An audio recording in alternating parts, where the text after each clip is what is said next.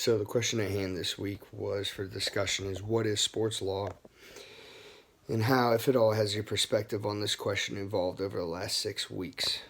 So to me, sports law is a mixture of law that applies to sport and sport organizations. And it can deal with anything as far as contract disputes between player and organizations, antitrust, um, labor laws, trademarking violations, sex discrimination, Title IX. Um, those are all things that fall under sports law.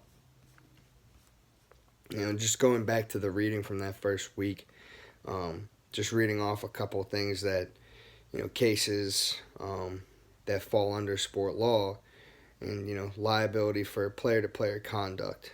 Two players get in a fight, that falls under sports law. Assumption of risk. A student gets his arm broken at middle school practice, and they sued his middle school for negligence. Defective equipment. Someone suing a company over defective equipment because that person got hurt. Medical malpractice. Professional football players suing over the concealment of medical information.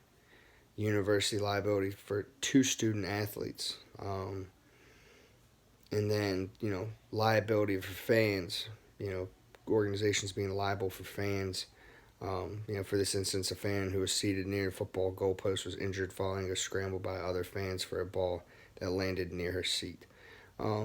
These are all things that fall under sport law because it's just such a wide variety of different topics and mixtures of things that, like I said, can involve anything from Title IX and sex discrimination to sometimes maybe even criminal. The one thing that keeps everything consistent in sport law is that it involves sport, and that usually has to deal with sport or sport organizations.